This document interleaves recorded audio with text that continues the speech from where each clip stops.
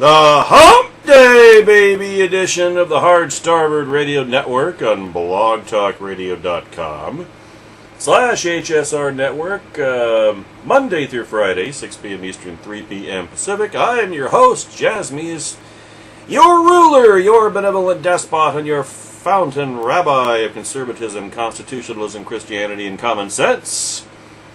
On the same Hard Starboard Radio Network stations. Guest call-in number 646-478-5068. Email address jasmius@comcast.net. Chat room is open. And let's see what else we got here. Oh yeah, the show page, blogtalkradio.com /HSR Network. There are over 7 years worth of podcasts for you to choose from. For your downloading pleasure, for your education, edification, enlightenment, and entertainment in all your life's endeavors. And there is a follow button for you to click to find out what's going on, keep up with what we're doing, be notified of each and every day's podcast during the week. And also, perchance, to put Hard Starboard Radio on the main page of blogtalkradio.com right alongside another production of the Hard Starboard Radio Network, that being Featured American Daily Review, ladies and gentlemen, a podcast that airs Saturdays 3 p.m. Eastern, noon Pacific time. It is the kickoff of the Saturday afternoon extravaganza that begins at blogtalkradio.com /American Daily Review and goes on for 3 hours. Well, American Daily Review for 2 hours, and then the Saturday afternoon extravaganza goes for 3. In the hour number 1, the hour that begins the Saturday afternoon extravaganza, I am joined by my good, close, personal friend, comrade, cohort, and co-belligerent, I suppose you could say, Mr. Constitution himself, Douglas V. Gibbs, wherein we discuss, break down, analyze stories 5, 4, and 3, plus any honorable mentions therein of the 5 big stories of the week. And then in hour number 2, sometimes, usually, not as often as I'd like, I'm joined by my good, close, personal online friend of over 20 years from our days on the staff of the Republican Forum on the old CompuServe Information Service, Jennifer, and she, of course, has her own blogging emporium at jensgyrations.com. And she joins me, and we kind of have a neighborly discussion, neighborly conversation. It's kind of like the halftime show of your typical football game. We just dive down the intensity, have a nice neighborly conversation. Kind of cool, actually. And then at 2 p.m. Pacific time, 5 p.m. on the East Coast, as we head into hour number 3 of the Saturday afternoon extravaganza, we ratchet up the intensity, and we also change venues. From blogtalkradio.com /American Daily Review to KCAAradio.com. Globally, KCAA AM 1050, FM 106.7 in the very near future, for the flagship program of the Saturday afternoon extravaganza, that being a Constitution Radio with Douglas V. Gibbs, where we feature a top-tier guest, whether national, regional, or local. When I say top-tier guest, I mean like former United States Senator from South Carolina and current head of the Heritage Foundation, Jim DeMint. I mean Freedom Works President Matt Kibbe. I mean Dr. Elvita King. I mean Larry Pratt of Gun Owners of America. That's heap big guests. National, regional, and local. Regional being in California, Southern California.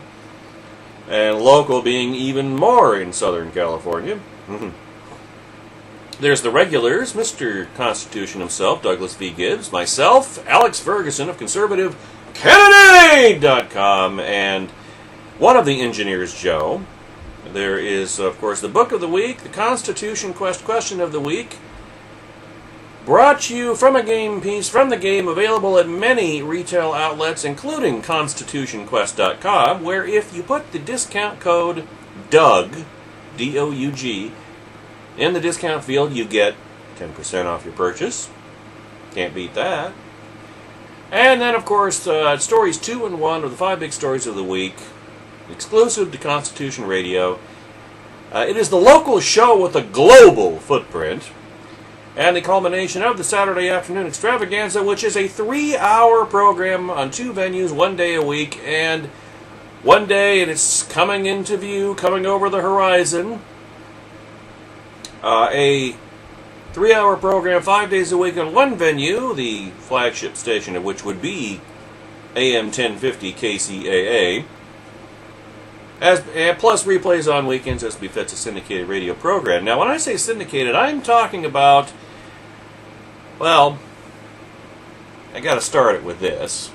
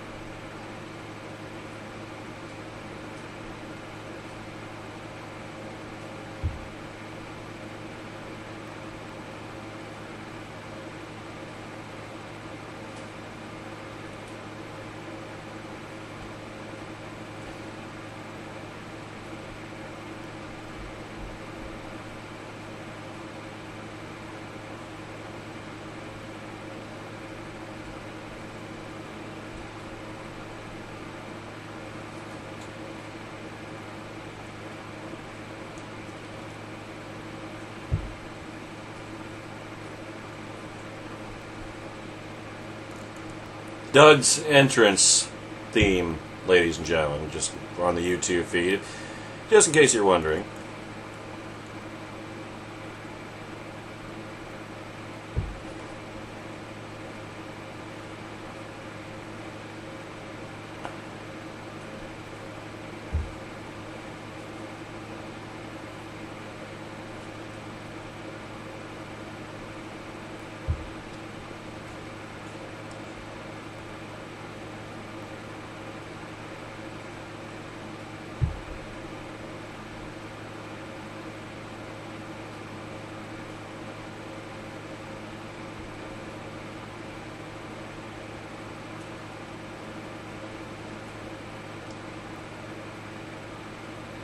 LibertyTreeMediaGroup.com, ladies and gentlemen. Liberty Tree Media Group is going to be both promoting, marketing, and live simulcasting Constitution Radio, Douglas V. Gibbs. While working several jobs over the past decade, Douglas Gibbs pursued a calling, learning the Constitution of the United States. He objectively researched, dissected, and obtained illumination from each and every word in that historic document. This calling led Doug into internet radio, the political pistachio radio revolution, where he spoke on political news topics of the day, all the while using those events to illustrate the wisdom inherent in our founders and the Constitution itself. A humble man, Doug was soon asked to teach classes about the Constitution and later to guest on other shows, and then on cable network news programs. You may have noticed him on Fox News Channel, twice on Fox and Friends, and once on Sean Hannity, ladies and gentlemen. A couple of months ago during the Battle of Marietta regarding the illegal alien influx. It's hard to believe that he was once turned down as a guest on a legal show because having someone without a law degree discussing the Constitution was ludicrous and demeaning to the legal profession. No, not really. Mr. Gibbs is gregarious, earnest, and masterful in his ability to use current world events to help us all better understand this most historic document, the defined structure of the branches of government within our republic and ourselves. Liberty Tree Media Group is proud to market Constitution Radio with Douglas V. Gibbs, the Big S, ladies and gentlemen. Check out DouglasVGibbs.com and his incredibly popular blog, due in no small part to me, PoliticalPistachio.com. See, that's one of the big S's. The two big S's in radio, folks. Syndication and sponsors. Syndication is in the works. As soon as I know which Saturday will be the first Saturday that the simulcasts will begin, I will let you know. And I'm sure that Doug will be doing so as well. We'll both let you know at PoliticalPistachio.com. And also DouglasVGibbs.com, I have no doubt. The other big S in radio being sponsors, and that is coming together as we speak. Not as fast as we'd like, but coming together as we speak. So this magic carpet is about to take off in a big, big way. And of course, we'll keep you posted.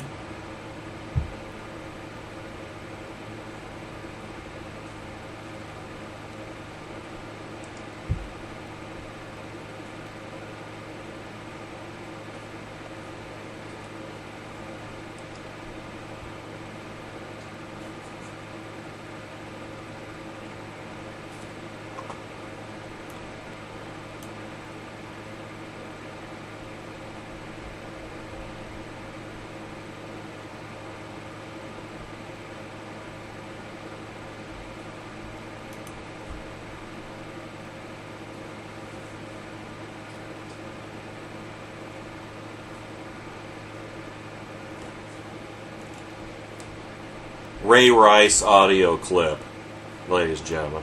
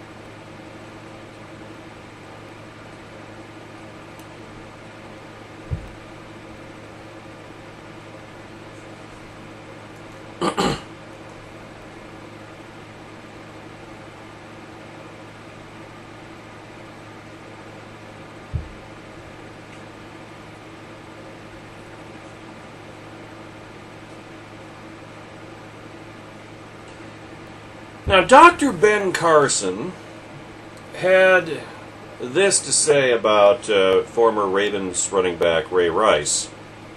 Don't demonize this guy. Well, that's a rather unique point of view for such a Tea Party favorite to argue, isn't it? Dr. Ben Carson, the celebrated neurosurgeon and rising conservative star who was mulling a run for president, and by the way, really shouldn't because he's not qualified, says football great Ray Rice desperately needs help after the release of a shocking video in which he is seen punching his fiancée, who later became his wife. Carson, a former chief of pediatric neurosurgery at the Johns Hopkins Children's Center, also urged that the Baltimore Ravens running back, or rather former Baltimore Ravens running back, who was terminated by the team on Monday, not be demonized. I'm hopeful that they will get some help for him. Obviously, anyone who would do something like that needs some help, Dr. Carson said Monday on the Steve Maltzberg Show on Newsmax TV. Let's not all jump on the bandwagon of demonizing this guy. He obviously has some real problems, Carson said. His wife knows that because she subsequently married him. End of quote. Well, okay. Let's feed all the available facts through the early 21st century BS filter and see what it spits out, shall we? Number one, Mrs. Rice, Ray's fiancée at the time of the beating, nevertheless went on to marry him. Now that means one of two things. It means either that she really is a dumb broad, really is suffering from battered spouse syndrome, and needs to get the heck out of that relationship, or this was completely out of character for Ray Rice and there is a context that's being omitted from this narrative. Although I feel compelled to point out, ladies and gentlemen, that I personally haven't struck anybody since that 4th grade playground skirmish with Lonnie Burton over a Foursquare game in 1974, much less my wife. And what's more, I've never felt the urge to suddenly go berserk and bludgeon her lights out, and I'd wager my life and career stresses, when I had a career, that is, over the past 26 years, 26 years of our holy matrimony have been at least comparable, if not more so, than that of the ex-Ravens running back. Which is true of the vast majority of husbands out there who remember the Foxworthy principle. You know, if she ain't happy, you ain't happy. Number two, second point I want to emphasize. The NFL's error in this incident was not underreaction, but overreaction. Once the domestic violence charges were filed against Ray Rice, the Ravens suspended him for 2 games pending the outcome of the investigation. What they should have done is refrain from taking any premature action until the full extent of what happened was determined. And that's the approach the San Francisco 49ers are taking with similarly accused Ray McDonald. See, that way, once the video that emerged this week emerged, the course of action would have been obvious, and the Ravens and the league wouldn't have looked craven and reactionary in casting Ray Rice to the outer darkness. And number 3, the reason that the National Football League made that mistake is the same reason they excommunicated Ray Rice: public relations. Image. With the league under assault as never before from an American left whose pansy-ass sensibilities are naturally, instinctively riven by the very nature of the game of football and the injuries that are a part of it. Recall the $750 million the NFL had to cough up in the class action suit over concussion syndrome just a year ago. The last thing the league needs is for its stars to be seen as drug-addled, wife-beating Neanderthals. Heck, why do you think they pushed such a marginal player as Michael Sam to the moon and beyond? Coming out of the closet is, however, perversely good PR in this day and age, which makes the St. Louis Rams cutting Michael Sam all the more remarkable. It's a pity the Ravens didn't pick up Sam for their practice squad. If you think Ray Rice punching out his fiancée was a PR disaster, imagine how his punching out Michael Sam for copping a shower feel would have been depicted. Of course, on the other hand, Sam could have beaten the crap out of Ray Rice in retaliation. Not that that would have improved the PR disaster, but it might have mitigated it a bit. And number 4, Mr. and Mrs. Rice are both African American. That means that this is a feminist issue, and Ray Rice is a violent, wife-abusing, male chauvinist pig. If Mrs. Rice had been white, the ex-Ravens running back would have been in the clear because she'd have had it coming because of her skin color, and his knocking her block off would have been cast as social justice. If, however, Ray Rice had been white and Mrs. Rice African American, he'd be a violent, racist, wife-abusing, male chauvinist pig. And he might as well have stayed in that Atlantic City hotel elevator and sawed her unconscious head off with a salad fork while reciting Quran verses from beneath a turban. It couldn't have made him look any worse. That is the context, I believe, for Dr. Carson's urgings of the hoi polloi to not demonize Ray Rice. And Dr. Carson can do so even if he is only an honorary African American, because only black people are allowed to voice opinions on the despicable actions of other black people. Now, for my take, even if I'm not officially entitled to one, the Rice's problems exist entirely apart from those he caused the National Football League.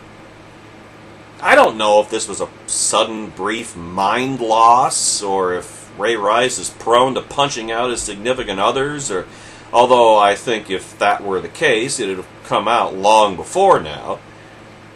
But however ineptly the league handled it, once Monday's video emerged, the outcome was a fait accompli and couldn't have been anything else. We can only pray for the Rices, and that the fact that she married him despite what he did to her reflects his repentance and her forgiveness. You can only pray, only hope. Otherwise, this story might not end up well at all and out of the public spotlight, assuming, of course, that Ray Rice has the sense to avoid any more camera-equipped hotel elevators.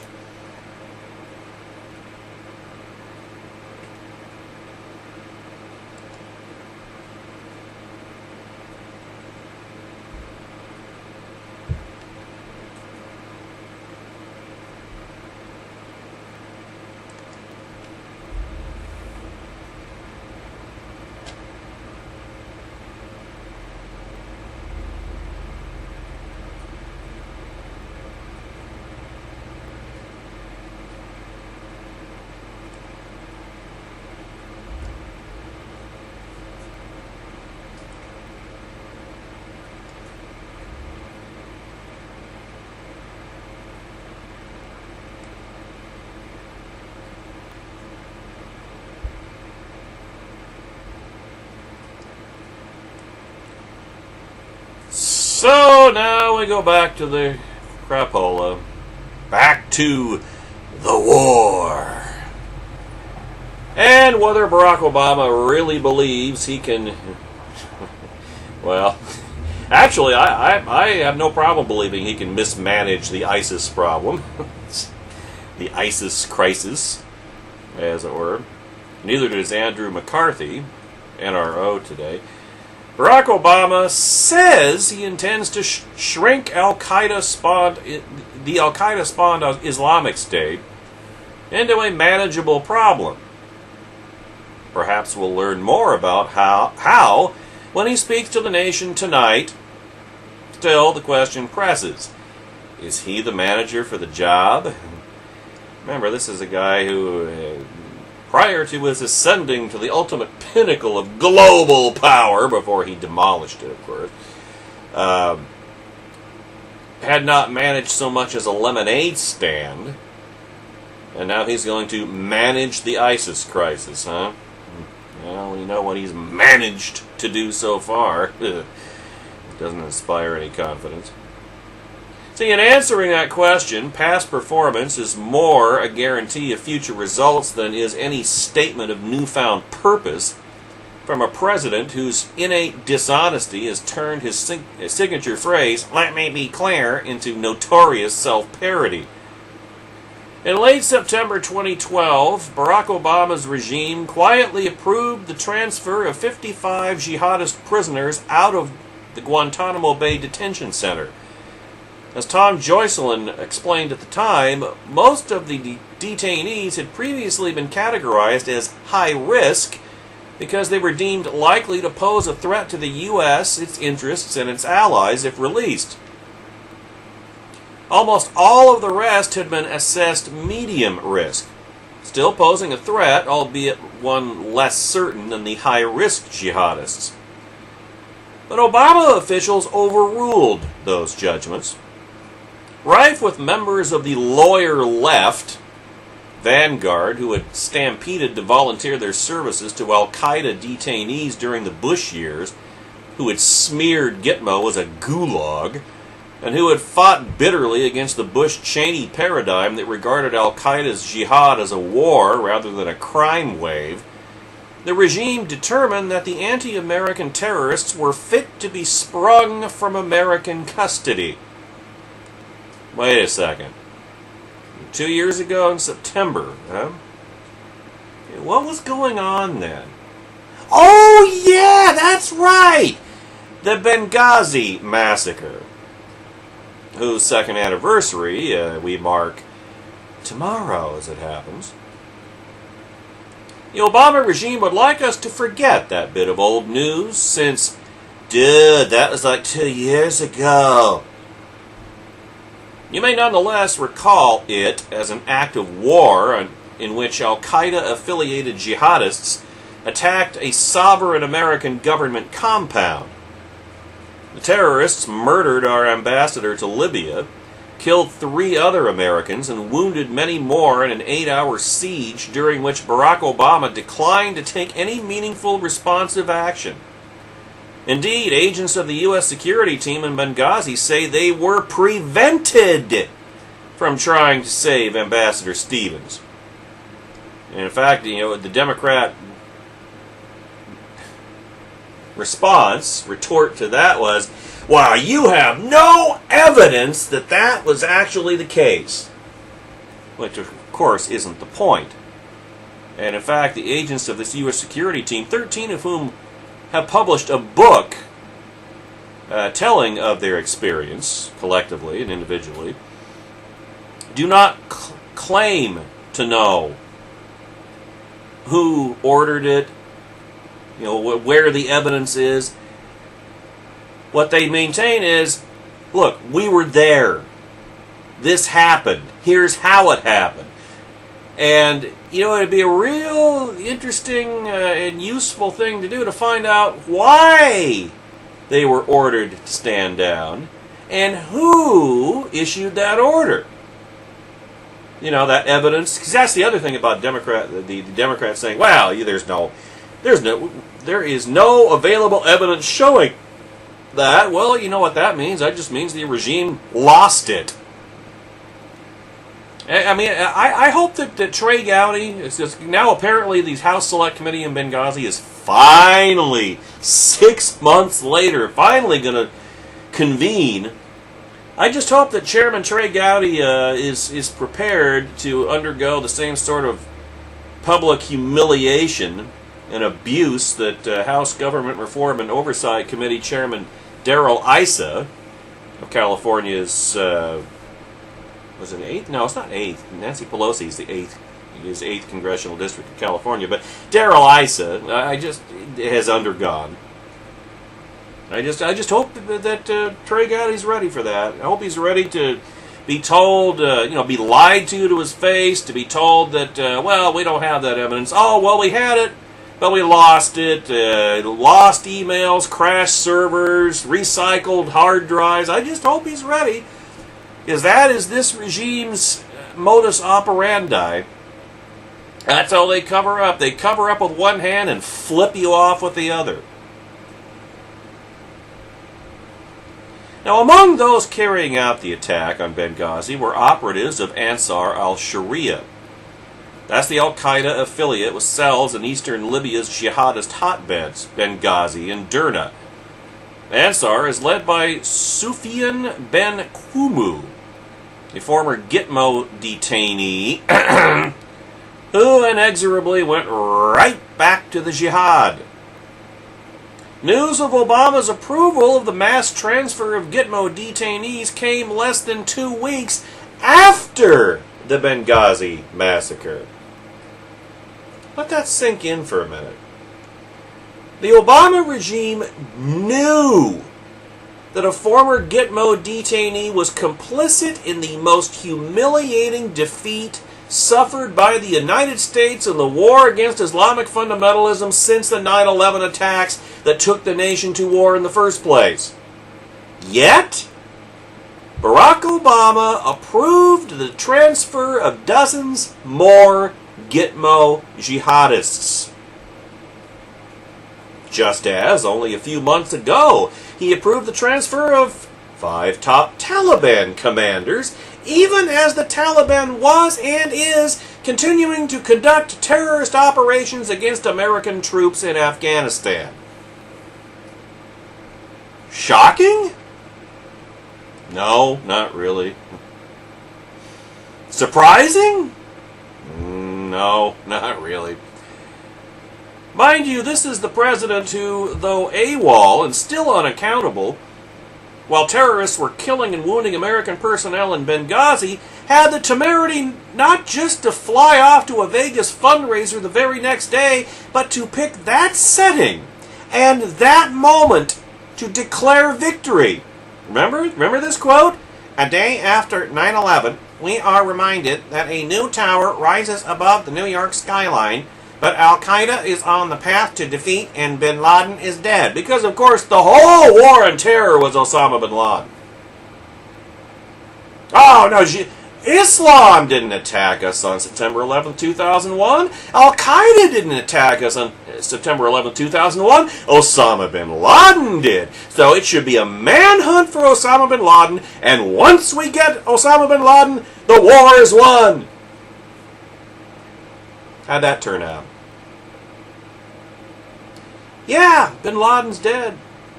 But the jihadist hordes chanted Obama, we're all Osama, as they torched our embassies and raised the black flag of jihad. Remember the Arab Spring?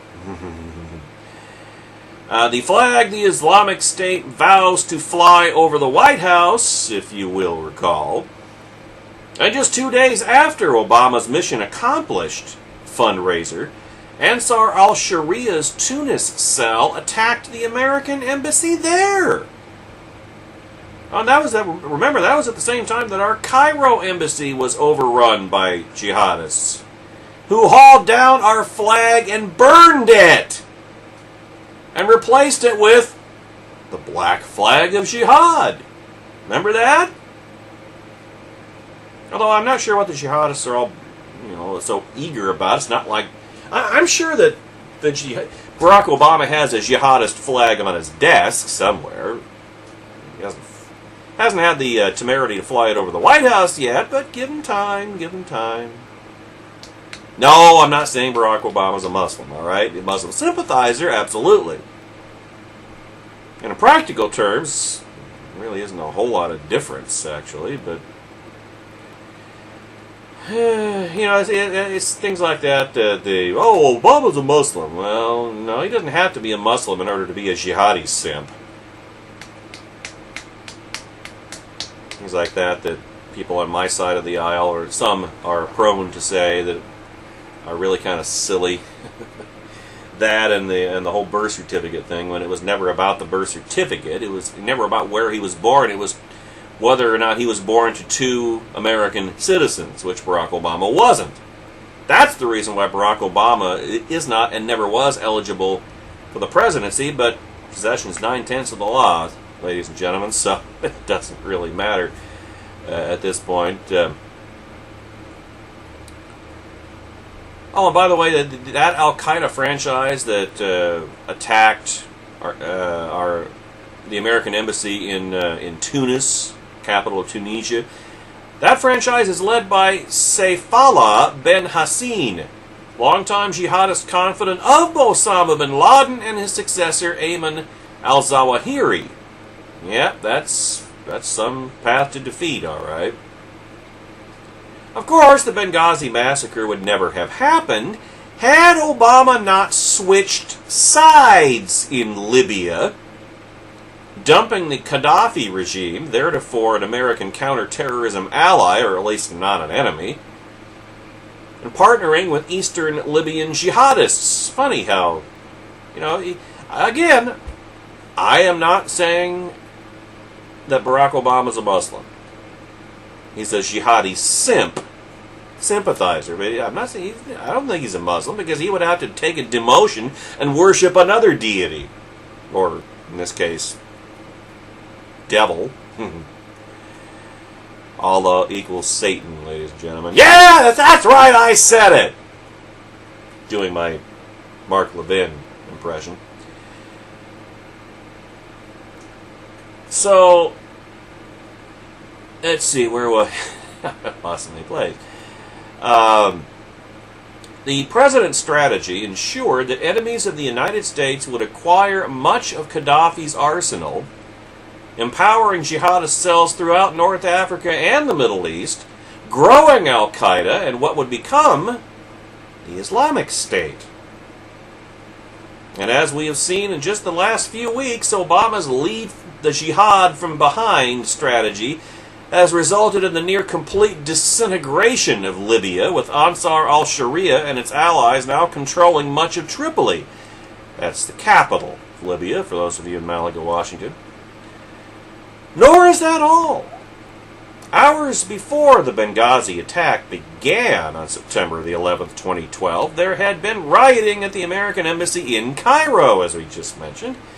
It was stoked by Al-Qaeda leaders, including Zawahiri's brother, Mohammed.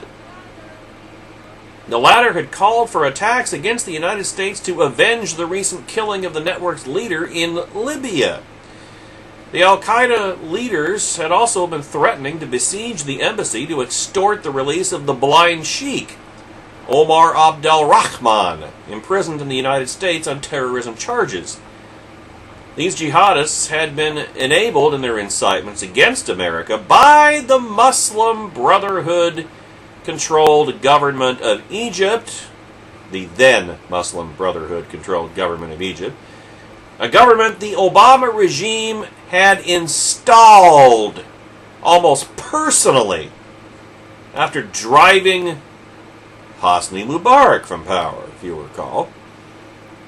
Every change that Barack Obama has engineered in the Middle East has pushed each and every country in which he's engineered the changes toward jihad, jihadists, Islamic fundamentalists. It's an undeniable fact, folks. I mean, Egypt is under military rule today against Barack Obama's will. That was a reversal for the one.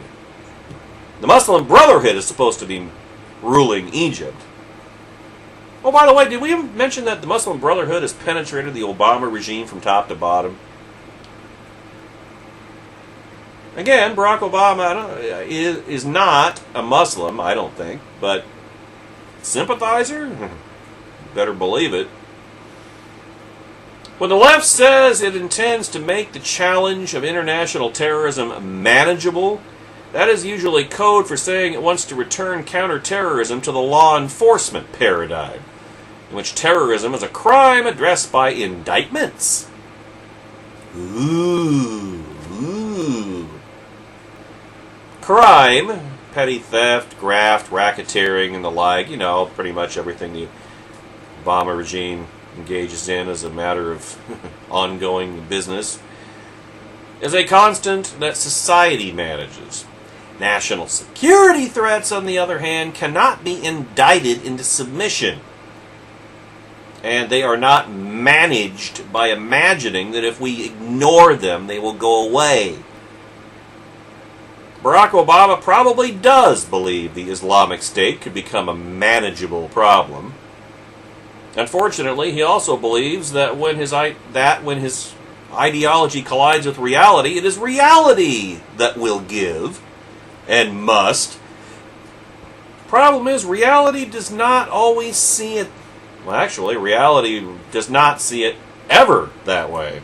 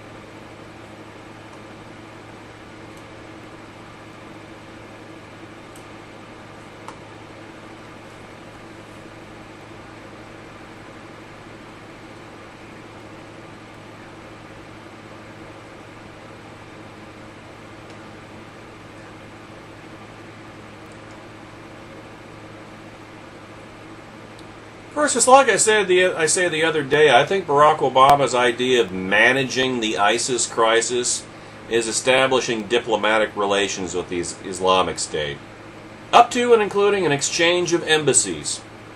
Put an American embassy in Mosul and put an ISIS embassy in Washington, D.C. I think that is how he would ultimately prefer to manage the ISIS crisis. And, Dr. Thomas Sowell seems to be on the same mental track. Or maybe I should probably say I'm on the same mental track as the brilliant Dr. Thomas Sowell. Another example of Jasmius Echo syndrome, ladies and gentlemen. Obama's shameful ISIS strategy. Barack Obama's only concern is getting the ISIS crisis, off the front pages. That's it. That's the case. That's all that this whole year has been one crisis, one scandal after another, and his answer is to put something else up there. Which actually, if you stop and think about it, that is what an executive amnesty decree legalizing unconstitutionally and illegally 6 million more illegals would have done. That would have blown ISIS off the front page. No pun intended. And he chose not to do it. So I guess that leaves the decks clear for the next round of Obamacare premium huge premium increases from Obamacare policies and more cancellations. The cancellation blizzard is on its way, ladies and gentlemen, the next round of them. Right in time for the midterm elections, too. Fascinating. Well, those people who say that Barack Obama has no clear vision and no clear strategy for dealing with the Islamic State jihadists in the Middle East may be mistaken. Seems to me he has a very clear and very consistent strategy and a vision that goes behind it. A vision to go with it. First, the strategy, which is to get each crisis off the front pages and off television news programs as quickly as he can, in whatever way he can at the lowest political cost. Calling the Islamic State junior varsity months ago accomplished that goal. In other words, it's short-term thinking. I don't know if I entirely agree with that, but we'll go with it for the moment. Saying before the 2012 elections that bin Laden is dead because, of course, the war on terror was all about getting bin Laden. It wasn't about the larger war against Islamic fundamentalism, or rather the war that Islamic fundamentalists have been waging against the West in general and the United States in particular since at least 1979. But no, it was all about bin Laden. So he said before the 2012 elections, remember, bin Laden's dead and GM is alive! Which it isn't, by the way. Well, now that... actually, I was astonished when the regime divested most of its majority position in General Motors, and then, of course, they did so at a huge loss, but it's a drop in the bucket for the federal government. At any rate, saying that before the 2012 elections, that bin Laden is dead and that terrorism was defeated, accomplished the goal of getting reelected. Now, ineffective sanctions against Iran and Russia likewise serve a clear purpose. They serve to give the illusion that Obama is doing something that will stop Iran from getting nuclear weapons, which it's my opinion they already have them and have had them for a while now. But it hasn't been confirmed yet, so...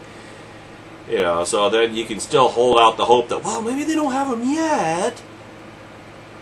But even if that is the case, again, ineffective economic sanctions give the illusion that Obama's doing something when he's not. that he's trying to stop Iran from getting nukes and trying to stop Russia from invading Ukraine, when he's really not.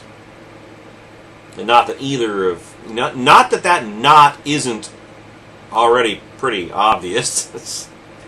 Just listen to Vladimir Putin on any given day and you'll learn that much. This forestalls the massive and enraged outcries that there would be, well, that there might be.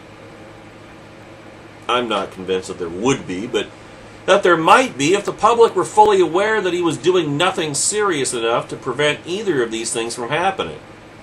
Generations of Americans yet unborn may curse us all for leaving them hostage to a nuclear terrorist Iran. But generations yet unborn do not vote, so they carry no weight with Barack Obama, much like Americans who are actually alive and of voting age today, come to think of it. 51% of whom will always bow down and worship him. That's like I say, I maintain if they replayed the 2012 election next Tuesday, Barack Obama would win with 52% of the vote. Barack Obama will always win. So whatever the polls say now, he's 38% in the Gallup poll. And other polls say that Romney would win by, 53% to 44%. That poll, somebody took that poll a couple of months ago, I think. If they actually did it, Obama would win with 52% of the vote. You know it, we know it, we all know it. Why deny it? No one has a perfect batting average in any field, so Obama has been caught in some dicey situations. Since the sudden eruption of the Islamic State on the world stage with their videotaped beheading that made it hard to get them off the front pages and off the TV newscasts, although it seems to have happened now. Funny how that works. Caught off guard, the president has played for time. Time for Iraq to get its internal politics fixed. Lots of luck with that. Time for our allies to come together. Lots of luck with that, because none of them trust us. And time for the military to create a strategy, but the military doesn't have the capabilities of carrying it out. Ideally, from his standpoint, time for the whole Islamic State crisis to blow over. Yeah, it'll blow over, all right. It's another word for that. It's known as the blast wave. There is always someone else to blame for whatever goes wrong in the Obama regime. Supposedly, the intelligence services had not kept him informed about how imminent the Islamic State threat was. Yeah, well, Nouri al-Maliki damn sure did. Going all the way back to last Thanksgiving.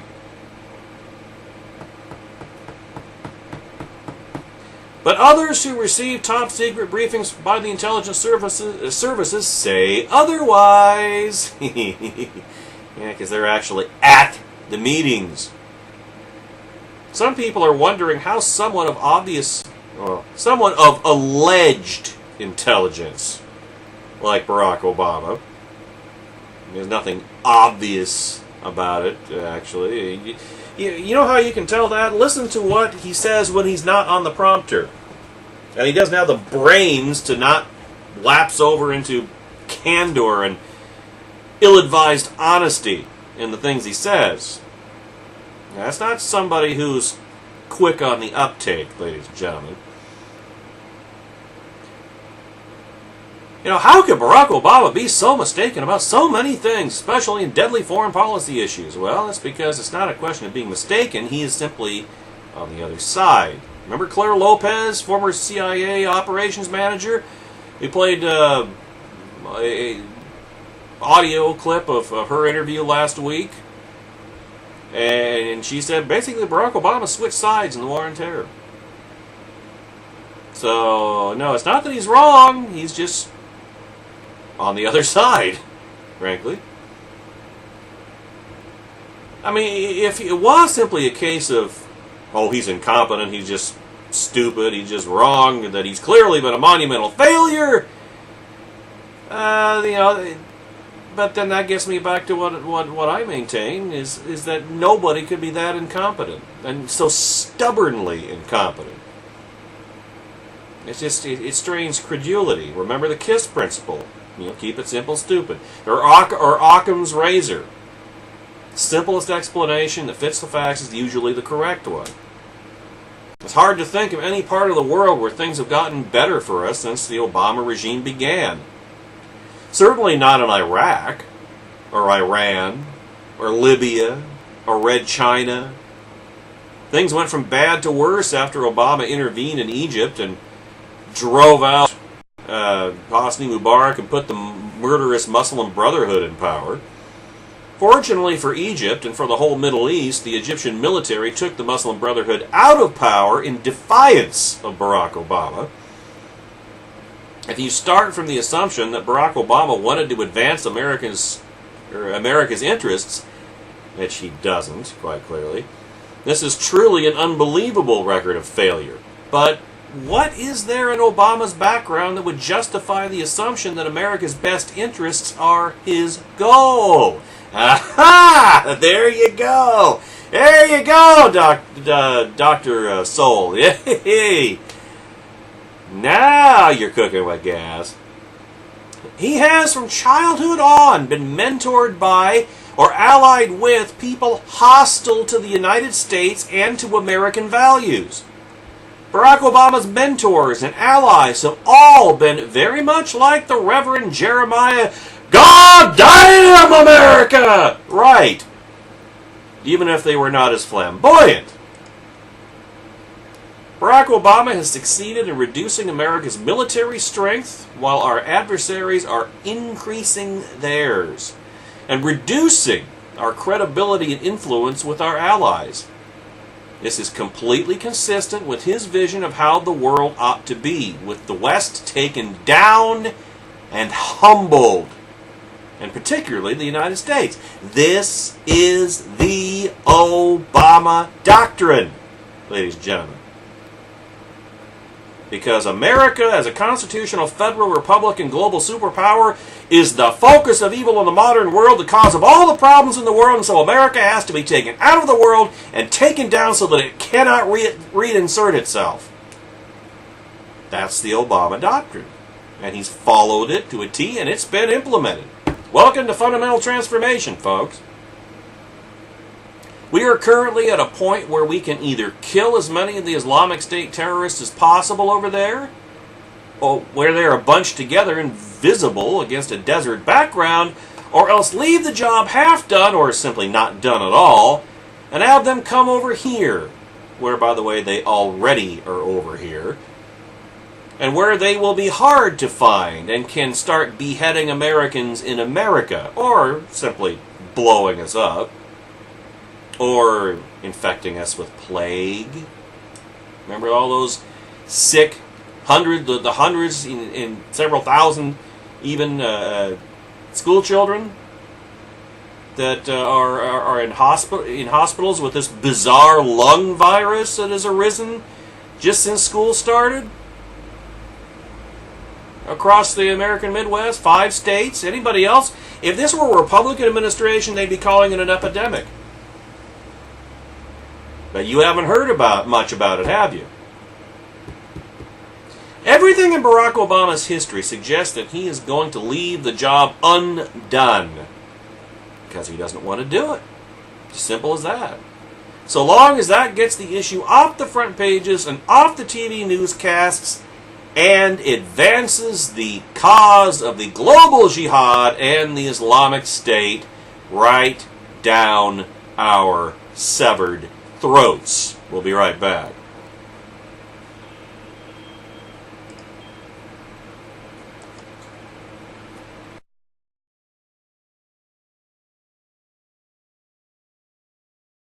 Tick. Forgot to turn on the jazz music cam. Let's try that again. Hour number 2 of the Hard Starboard Radio Network on this hump day, baby. September the 10th, 2014. 9/11 Eve. Tick, tick, tick, tick. Do I think anything's going to happen tomorrow? It's always possible. I don't know how likely it is. I mean, why would they tell us when and where they're coming and when? Well, when especially. Why would they tell us when they're coming? They didn't tell us the first time. Why would they make it so obvious? I mean, if this country is ever going to be on guard against fresh terrorist attacks, wouldn't you think it would be on 9/11? So, if I tell you what, if I were Abu Bakr al-Baghdadi or Zayman al-Zawahiri or whomever else, I wouldn't plan an attack for 9/11. I'd pick some other day when we'd be less likely to see them coming or to even be looking. Maybe it's just me, but hit them where they ain't has always been a good strategy. Of course, they're always planning, the jihadists, that is, the global caliphate.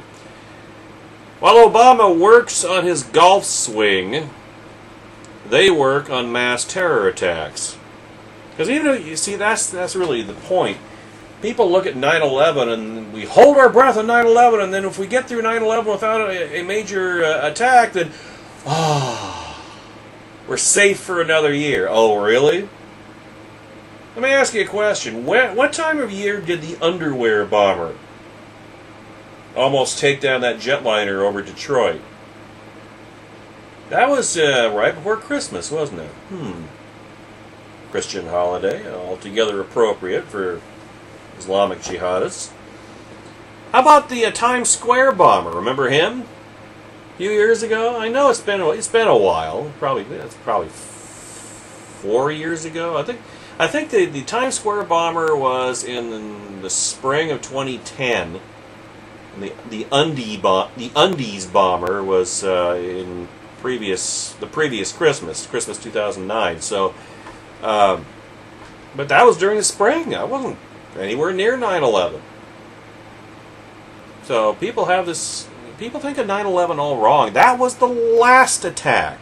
You know how they say generals are always fighting the last war? That was the last attack. In fact, if I were a jihadist, like I say, the last date on the calendar I would choose for any mass attack against the continental United States would be 9/11. Pick another day. That's what I'd do. It's not any brilliance on my part. It's just common sense. But they will hit us again. It is inevitable, and it will be in the very near future. Because we're defenseless against it. We have a president who is on the side of the jihadists, who doesn't want to resist them, doesn't want to fight them, and quite honestly, that might just give him the crisis that he can exploit to finish the fundamental transformation job that the Democrat financial logic bomb back in 2008 started. Now here's the first... Michelle Malkin in her column today. Here's the first and last rule of Islamic Jihad. If at first you don't succeed, plot again. 9/11 wasn't the first, after all. 9/11 won't be the last. It's not fear-mongering to face reality. These head-chopping, throat-slitting, bloodthirsty hijackers of planes, freedom, civilization have conspired for decades, and really, if you look at it in the big backdrop of history, as Claire Lopez, the aforementioned former CIA operations manager, pointed out in her interview that we played for you on Hard Starboard Radio last week, podcast available at blogtalkradio.com/HSR Network, as she pointed out, this is pretty much the norm, historically. Head-chopping, throat-sitting, bloodthirsty jihadists waging jihad, unholy war, across the world. That's the rule.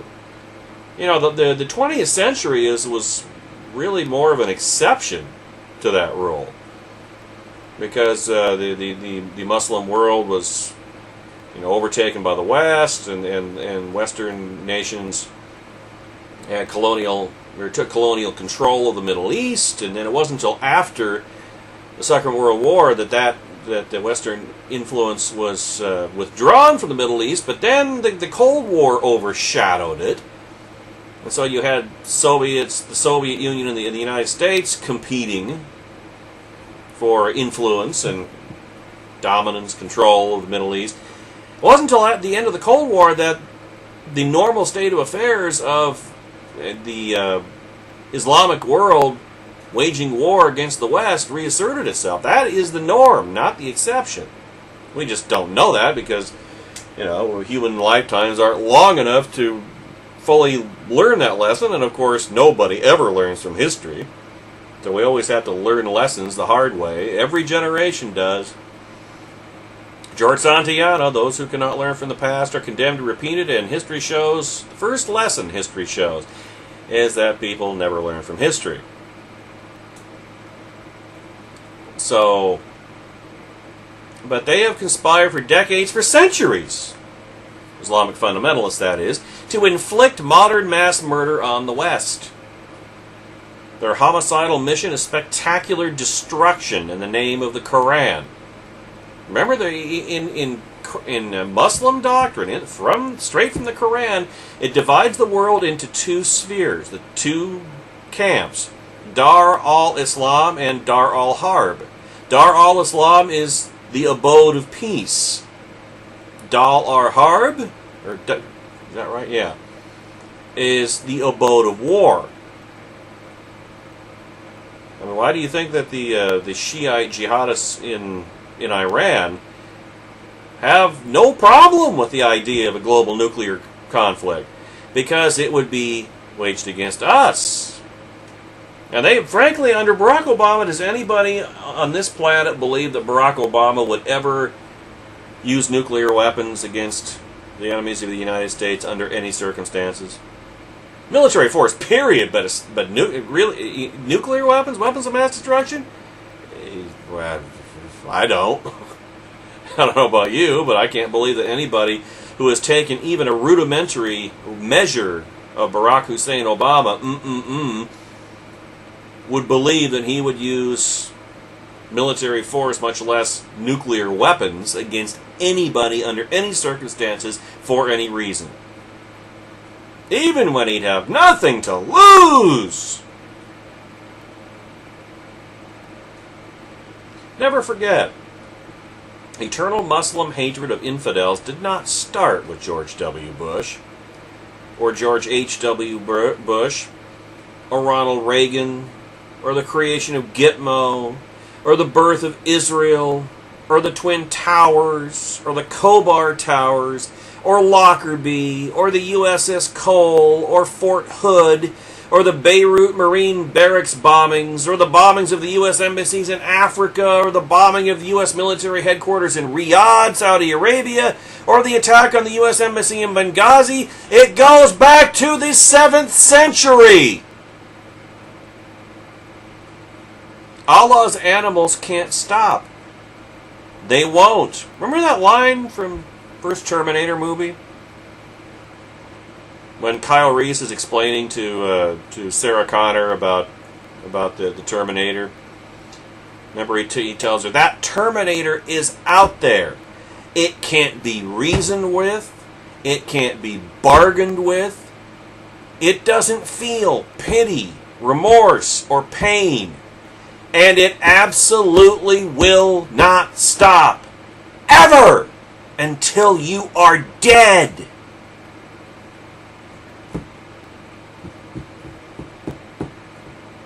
Not a whole lot of difference between the Terminator and Islamic fundamentalism.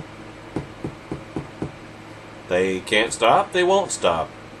Surah 9:5, the verse of the sword from the Quran, commands them to slay the idolaters wherever you find them, and take them and besiege them, and prepare for them each an ambush.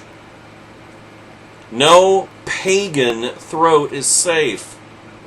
American soldiers, worldly journalists, innocent schoolgirls, Jewish teenage boys, Christian missionaries, Democrats, Republicans, liberals, conservatives, Obamianists, Tea Partiers, all are targets of Surah 47's call to smite the necks of the unbelievers. Now our impuissant president sees fit, after 1.5 laggard terms in office, to unveil a plan for degrading and ultimately destroying, which are two different things, actually. Again, as I pointed out last week. But which is it? Degrading or destroy? Or managing? That's three different things. The Muslim terrorists of the Islamic State. To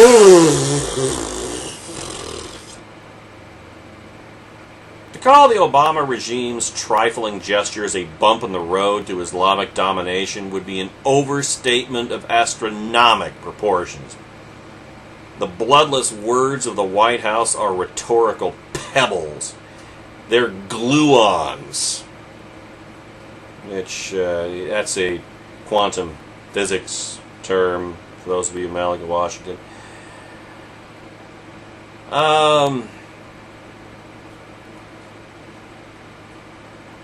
While Barack Obama singles out ISIS, jihad gangsters for a $5 billion kabuki counterterrorism campaign, which will be mostly marketing and advertising, he'll run hit ads against ISIS. That's what that's all about. Hit ads against ISIS. $5 billion. Wow. Wow, George W. Bush spent $1 trillion fighting this war. I'll do it for only $5 billion.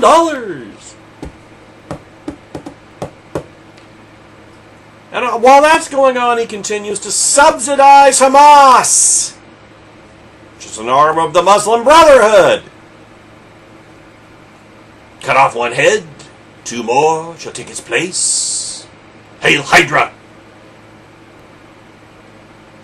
He has freed countless Al-Qaeda recidivists from the very Gitmo detention facility he vowed to shut down to appease international jihad enablers of the Kumbaya Coexist Coalition. Obama's jihad enablers have rolled out the red carpet at the White House for Islamist funders and frontmen, including Issam Omeish, former head of the Muslim Brotherhood-sponsored Muslim American Society and patron of jihad cleric Anwar Awlaki, whom he helped install at Virginia's notorious Dar al-Hijra Mosque. And, by the way, that's the same mosque where 2 9/11 hijackers, terrorist financier Abdul Rahman al-Amudi, and Fort Hood Muslim mass murderer Nidal Hassan Chop, all worshipped, by the way.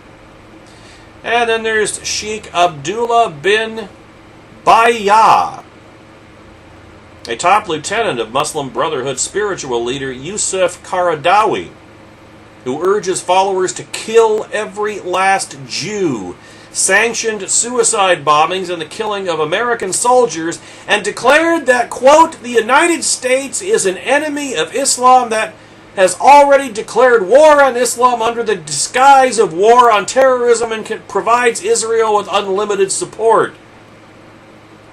Well, he hasn't been keeping up with the news, has he? And then there's Hisham al-Talib, another Qaradawi cheerleader, welcomed to the White House by Obama's Office of Faith-Based and Neighborhood Partnerships. Faith-based. Al-Talib is an Iraqi-born Muslim identified by the FBI as a Muslim Brotherhood operative and major contributor to the left-wing Center for Constitutional Rights, the group of jihad-sympathizing lawyers who helped spring suspected Benghazi terror plotter Abu Sufyan bin Kumu from Gitmo. While Obama has been hitting the golf courses and Hollywood fundraisers over the past 6 years, the relentless jihadists have been training, recruiting, practicing, testing, refining, and putting their metaphorical chess pieces in place. Ladies and gentlemen, they've infiltrated our prisons, they've infiltrated our military, they've infiltrated our universities. They've penetrated our borders, abused our toothless visa programs, and exploited our indiscriminate refugee system to import and export the next generation of soldiers of Allah around the world. They're experimenting with shoe bombs, underwear bombs, ink bombs, dry ice bombs, cargo bombs, and how about nuclear bombs? Or radiological, aka dirty bombs. Chemical bombs.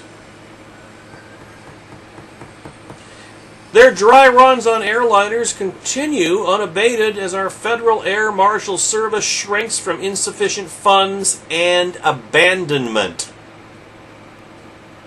They command their own rogue freighter and aviation fleets. Remember the 11 jetliners that disappeared in Libya? Remember that story from a week or two ago? While Obama finally gets around to reading his teleprompter vow to manage ISIS this week, Osama bin Laden's heirs are diligently fulfilling their 20-year plan. According to al-Qaeda documents and intelligence released nearly a decade ago, the Islamic Avengers are already in their 5th phase of the declaration of the Caliphate or the Islamic State.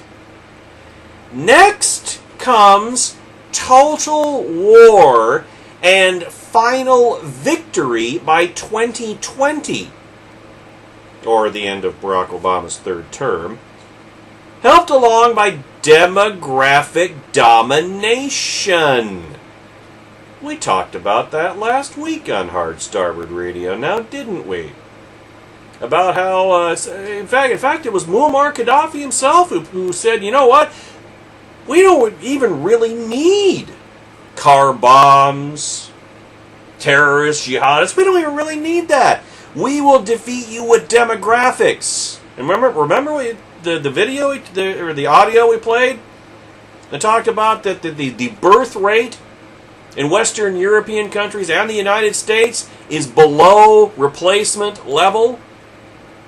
In fact, in most European countries, it's below a rate that a culture can possibly recover from. And it's almost to that point in terms of Western culture in the United States as well. Meanwhile, oh boy, I tell you what, Muslims treat women like crap. They treat women like slaves. But their women sure are fertile, because they are reproducing at a vastly larger, it's like 5 times the rate that Westerners are. And so they're just, it's really, substantively, it's no different than the demographic attack, the passive invasion of the United States from Mexico and Central America. The same thing is happening from the Middle East into Europe. The next decade, Europe will be Eurabia. So even without holy war or unholy war, demographics alone will do it. There's a quote that Double M provides. The Islamic State's capabilities will be great beyond measure when Muslims would number more than 1.5 billion people. That's about what, a fifth? 1 out of every 5 people on the planet a Muslim. And the numbers are growing all the time, including here. Remember the hundreds of Americans, the thousands of Europeans who have flocked to ISIS's banner. It's what happens when you de-Christianize a culture, you see. Something else is going to take its place. Something else is going to fill it up. jihadist hijackers and head choppers absolutely do not stop. Appeasement and empty threats are no deterrent. They will not stop trying to outdo 9/11, unless through our deadly adherence to political correctness, apathy, amnesia, open borders, and sloth, we do ourselves in first. But no. The jihadists will not miss their opportunity. Believe me.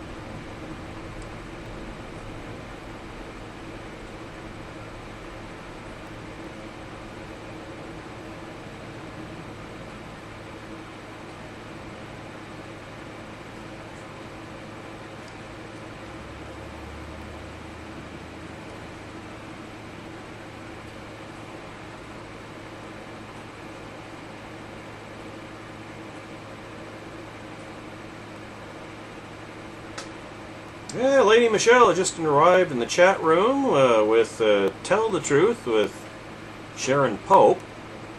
Glad you could be with us today, live. And of course also on the podcast, which will be available mere moments after the end of today's program at blogtalkradio.com/HSR Network. So, I don't know what's gotten into Professor Victor Davis Hanson lately. I mean, he laid out the whole history, the entire narrative of, and all the different variations and innovations of Barack Obama's dishonesty. We talked about that yesterday on Hard Starboard Radio. Now he asks the question today: have the jihadists won? Or at the very least, are they winning? I know it's a rhetorical question, but still. Because, of course, Professor Hanson he's a historian, so he looks at the big picture. He looks at the past, and you know what they say: the past is father to the future.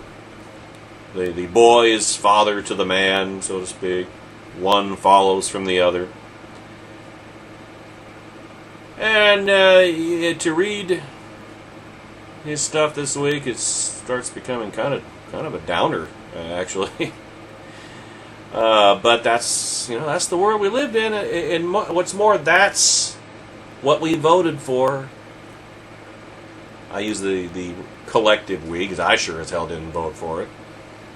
This is what 62 million numbnuts voted for. You know, if there's buyer's remorse now, well then, tough what, because you like I've said many times, fool me once, shame on you. Fool me twice, shame on me. Anybody can make a mistake once. Repeating mistakes, that's where that's where sympathy drastically diminishes.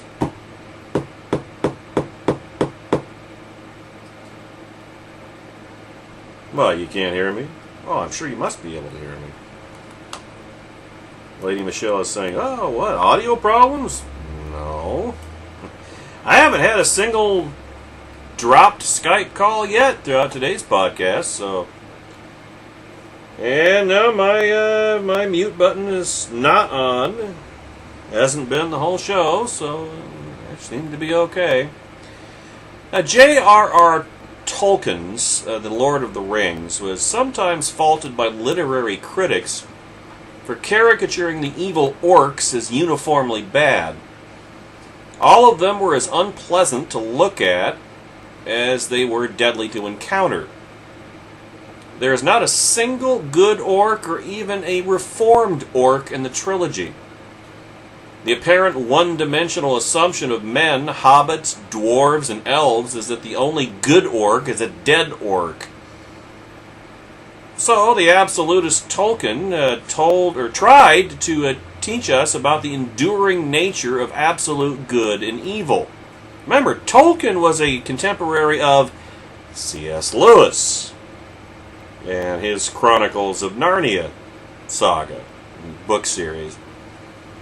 So, apparently, Tolkien did not think that anything from his contemporary experience might allow him to imagine reforming or rehabilitating such fictive folk. Fictional, for those of you in Malaga, Washington. Tolkien's literary purpose with orcs was not to explore the many shades of evil or the struggle within oneself to avoid the dark side. He did that well enough in dozens of once good but weak characters who went bad, such as the turncoat Saruman, the wizard, his sidekick Wormtongue, that's an interesting name, a few of the hobbits who had ruined the Shire, and best of all, the multifaceted Golem. Orcs, on the other hand, were unredeemable. Orcs, goblins, and trolls exist as the tools of the even more sinister in Proud Towers to destroy civilization, and know nothing other than killing and destruction. Their reward is to feed on the crumbs of what they have ruined. In the 21st century, we are often lectured that such simplistic, one-dimensional evil is long gone. 19th century. A ubiquitous civilization has so permeated the globe that even the worst souls must absorb some mitigating popular culture from the internet, Twitter, Facebook. Wow, the power of kitty pictures, ladies and gentlemen. As if the sheer speed of transmitting thoughts in kitty pictures ensures their moral improvement. I just picture that ISIS jihadist, putting his kitty down and then sawing off Steve Sotloff's head or James Foley's head, and then picking up his kitty again and saying, "Oh, did you see I cut off that infidel's head? Oh, you like that? Do you like that? Oh, you're so cute." Kitty pictures. Yeah, kitty pictures will save the world, ladies and gentlemen. Even where democracy is absent, or rather constitutional federal republicanism, or constitutionalism, just plainly and simply, the world community and a global consensus are such that billions supposedly won't let Attila, Tamerlane, and Genghis Khan, Genghis Khan, reappear in our postmodern lives.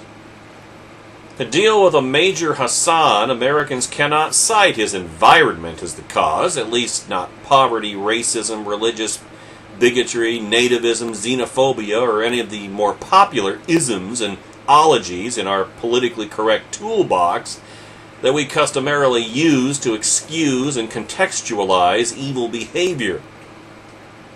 So exasperated, we shrug and call his murdering workplace violence an apparent understandable psychological condition attributable to the boredom and monotony of the bleak postmodern office. Because, of course, back when I actually had an office, and I would get bored. Actually, I never did get bored. I was too damned busy. But if I ever had gotten bored, well, the first thing I would have thought of doing is grabbing a machine gun and mowing down at least a dozen of my coworkers.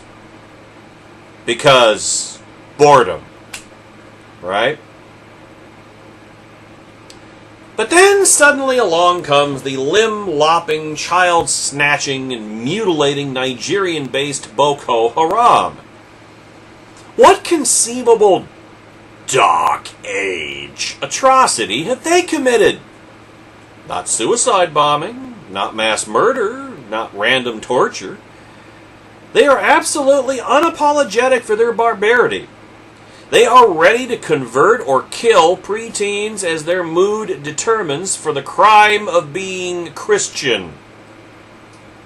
In response, the Nigerian government is powerless, while the United States is reduced to our First Lady holding up Twitter hashtags, begging for the release of the latest batch of girls, most of whom, by the way, are now sex slaves for jihadists. Sorry, Michelle, guess it didn't work. The first all-American Twitter battalion. Is the Somalia-based Al-Shabaab worse? It likes the idea that it is pre-modern. In addition to the usual radical Islamic horrors of beheadings, rape, and mutilation, Al-Shabaab even kills protected elephants. See, they're Democrats after all. Sorry. Perhaps thousands of protected elephants to saw off their tusks and fund their killing spree. Because, of course, elephant tusks are an aphrodisiac, right? Oh, they just must be. Why else would anybody want them? They seem to make the medieval Taliban look tame in comparison. Now we are glued on the Islamic State. The Mesopotamian killers who are beheading on video streams American journalists as they murder, rape, and mutilate their way from Syria to central Iraq. One of the beheaders, Jihadi John, has a British accent and seems to enjoy shocking Westerners with the fact that he is more familiarly savage than his fellow Arabic-speaking masochists. Apparently, his family immigrated from the Muslim world to the affluence and freedom of the United Kingdom for a more civilized life that their pampered son could one day leave it to seek to destroy all that has enabled him and thereby find meaning. If a British politician demanded to strip Jihadi John and those like him of their passports, or an American senator demanded that we not let in any more Tsarnaev-like jihadists, remember the Boston Marathon bombings a year and a half ago? The outcry would be such that the crimes of beheading and blowing up people at a marathon might pale in comparison. Cutting off somebody's head or blowing off a leg is one thing, but casting aspersions on Muslims is quite another. In other words, Islamophobia is orders of magnitude worse than mass murder when Islamic fundamentalists are carrying it out. All of the above might once have been lumped under Al-Qaeda affiliates, but now Osama's remnants apparently find monsters like ISIS too brutal.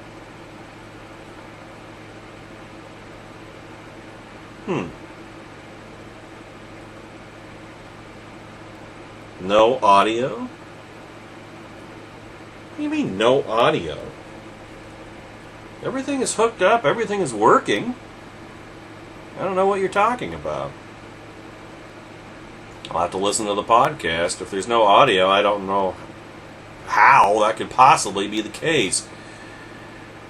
Anyway, if a British politician demanded to strip jihadi... Oh, okay, I already did that paragraph. All of the above might once have been lumped under Al-Qaeda affiliates, but now Osama's remnants apparently find monsters like ISIS too brutal. In contrast, Hamas only drives Christians out of Gaza rather than beheading them. It also executes unarmed Palestinians deemed insufficiently loyal. It maims those of rival Palestinian political groups, and it positions girls and boys as shields in places where their well-off elite commanders may well be targeted rather than kidnap and take them out into the bush. And in the bush. Although most of the savage violence that is plaguing the world today is the dividend of Islamists in Africa, northern Africa, and the Middle East, and yes, Europe. State players are not immune. Bashar Assad has used the government apparatus of Syria to kill tens of thousands. Some, in the manner of his old neighbor Saddam Hussein and fellow Ba'athist, if you recall. Through the agency of poison. Well, no, he didn't use poison gas. That was ISIS, remember? He too is immune from an accounting, unless the even more evil ISIS catches up with him. Europe and the United States are baffled by Vladimir Putin. He was supposed to be reset a long time ago. Or he should have at least reread Norman Angel's The Great Illusion years ago and learned that in an interconnected financial world, starting a war like World War I would be suicidal, or would be so suicidal a business as to prevent its occurrence. Well, instead, Putin has this idea that, well, you know what? The 19th century never stopped. It appears he's right.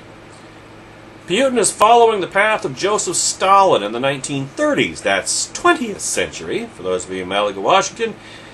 Gobbling up borderlands, but for the idea of the greater glory of Mother Russia rather than the Soviet commune.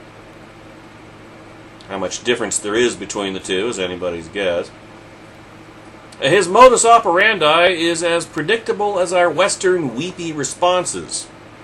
He eyes some new territory. He cites long historical affinities. He points to oppressed Russian speakers. He sends in paramilitaries. And then he talks of annexing only part of some previous Russian land. Obama compares him to a cut-up in the back of the classroom and dismisses his actions as macho shtick. Putin counters with talk about his nuclear arsenal or taking Kiev. If a journalist smarts off, Putin warns him of castration. If Putin wishes to let off a nuke, he might well do it. If only for the hell of it. We can stop the roll call of global orcs here with the assumption that we all know the nature of the lunatic North Korean nuclear regime. But the Iranians are planning for the children of the Holocaust, and the Great Satan as well. Or who the sinister sort who run Pakistani military intelligence, and fund terrorists in Afghanistan are. As state powers, they all have ways of incinerating tens of thousands, hundreds of thousands, millions, rather than beheading hundreds. You see, evil is ancient, unchanging, and with us always, and always will be with us until Jesus Christ returns to reclaim this planet. The more postmodern the West becomes, affluent, leisured, nursed on moral equivalence, utopian pacifism, and multi-culti relativism, the more pre-modern the evil among us seems to arise in nihilistic response, whether it's from the primordial Tsarnaev brothers or Jihadi John. We've invented dozens of new ways to explain away our indifference. Our enemies hundreds of new ways of reminding us of our impotence. I suppose we who enjoy the good life, not so much anymore, don't want to lose any of it for anything, and will understandably do any amount of appeasing, explaining, and contextualizing to avoid an existential war, a clash of civilizations against the beheaders and mutilators, a fact well known to our enemies, which is why we have already lost. We lost the war on terror on election night 2008. The very election of somebody like Barack Hussein Obama, and I mean a jihadi sympathizer, and a Ameriphobe, that alone signaled that the United States and the West had lost the war against Islamic fundamentalism. Because a confident culture, a confident country would not elect as its leader somebody who hates them, who hates everything that our country stands for. And 62 million Americans not only did it once, they did it twice. The first time could be said to be ignorance, they got fooled. Then the next election, you're supposed to fix that. You're supposed to correct that error. And they didn't correct it, they perpetuated it. That's why I say we're doomed, folks. We're doomed. Whether it be economically, whether it be from war from without, or from economic collapse from within, or from demographic, being demographically overrun. You take your pick. But we're screwed. We're finished. We're done. And I'm looking. I am begging for anybody to provide me with evidence to the contrary.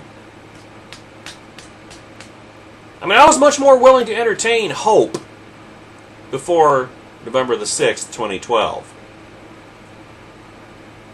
Because November the 6th, 2012 is when hope died, ladies and gentlemen. The Europeans are shrugging that Ukraine is lost and will soon side that the Baltic states are a far-off place, not worth risking the coffee shops of Amsterdam, or run by and controlled by Muslims, to defend. Westerners lament beheadings, but then privately mutter that journalists know just what they're getting into when they visit the Middle East. You knew the job was dangerous when you took it, but murdering and abusing an American ambassador on video is not such a big deal anymore and is worth only a second or so mention on Google News. You could call it the death of honor, couldn't you? So we wait behind our suburban Maginot lines, arguing over our quarter and half-measure responses, refighting Iraq and Afghanistan as if they were the Somme and Verdun, assured that we can distract ourselves from the horrors abroad with psychodramas about Ferguson, Barack Obama's golfing, his lectures on fairness, and which naked celebrity photo was hacked on the internet. Meanwhile, the orcs are busy and growing and nearing the ramparts.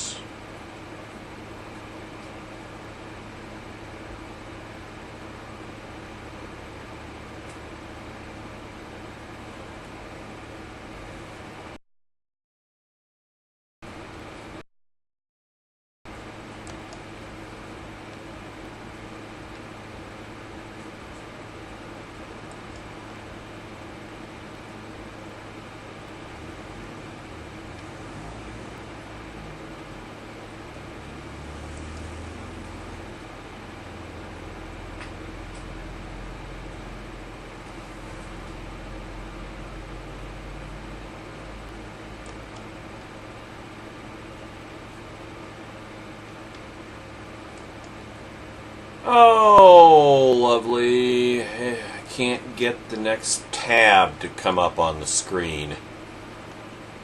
Oh, come on. I don't want to close this down for reasons that it would take too long to get into, but you know what? The show must take precedence, and if the tab is not going to switch, then I gotta shut it all down and I gotta bring it up again. So while all that's going on, well, let's just start this segment over again, shall we?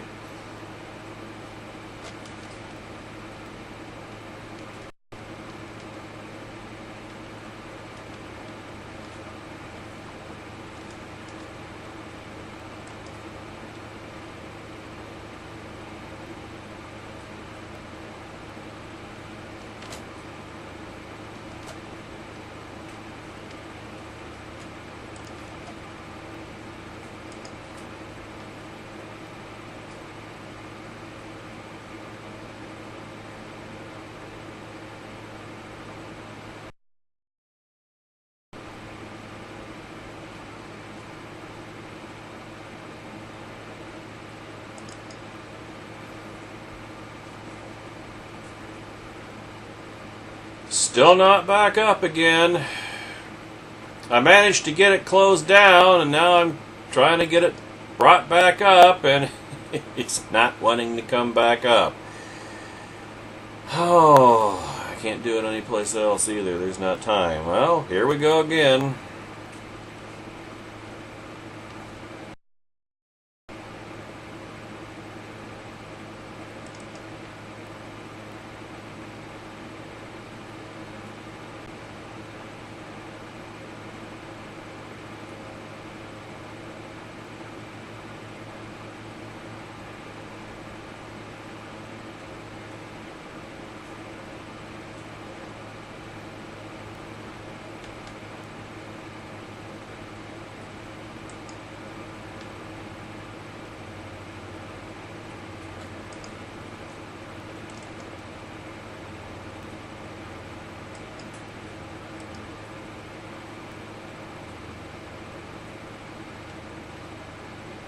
Oh, that's interesting.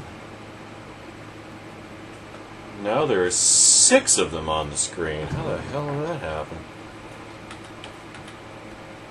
Oh, I don't need that many. Close that one. Close that one. Oh, well, now that brought it back down to 2. I'm not sure what's going on with that, but...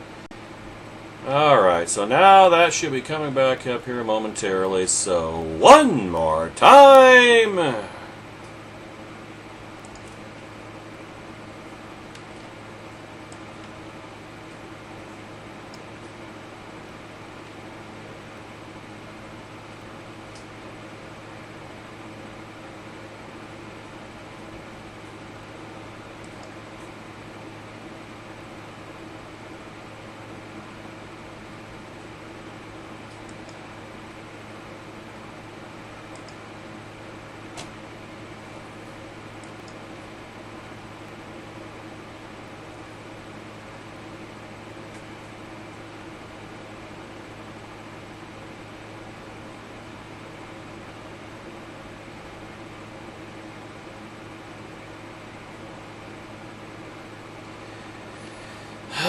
Still not back up yet. The last piece in the stack today I wanted to get to was the Baghdad bureau chief for the New York Times admitted just today, or yesterday or today, that pretty much everything we ever thought about Barack Hussein Obama, ignoring everything that was going wrong with Iraq over the, going all the way back to when we withdrew the last American soldier from Iraqi soil, almost 3 years ago now, is actually true. Everything we ever suspected about him with regard to Iraq is true. This is a New York Times Baghdad bureau chief. And, crying out loud. I don't know what's... Okay, so now so can I just get over to this? Get this in the... Oh God, we're not a whole lot of time left. I want to get this in if it'll just come up on the screen. Please. Come on, we're down to 30 seconds.